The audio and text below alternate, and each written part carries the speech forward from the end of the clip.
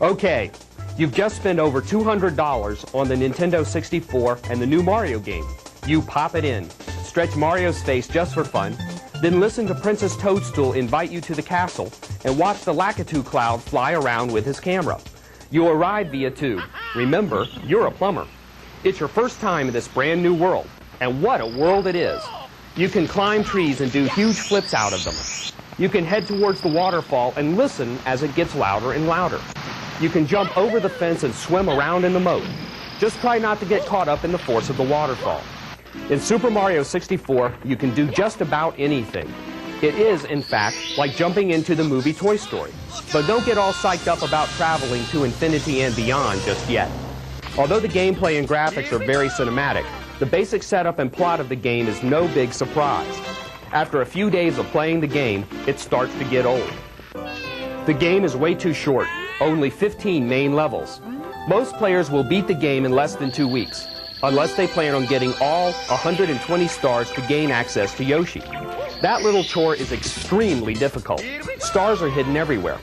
Some of them are practically impossible to find on your own, like the one in Stage 2 that can only be uncovered by blasting out of a cannon and breaking off the corner of a wall. There's another one in the Hazy Maze level that's out of sight above your head. But if you use wall jumps near the Boulder Hall, you'll discover it in no time. The game would be better if we were treated with plot developments and cinema scenes just like the kind we get at the end of the game. Incidentally, Mario 64 has the best ending ceremony of any game in history. It's just outstanding. The super graphics, camera movement, and real voices make Mario 64 more than worthy of your time. Don't get us wrong. There are 64 other reasons for you to buy this game, but we just wanted to get the negatives out of the way first. Now here's what's great about the game. First of all, the gameplay is truly 3D, and once you get used to switching to camera angles, you can use them to your advantage. Mario 64 was developed using Silicon Graphics computers, the same computers that brought you the special effects in Jurassic Park, Twister, Independence Day, and of course, Toy Story.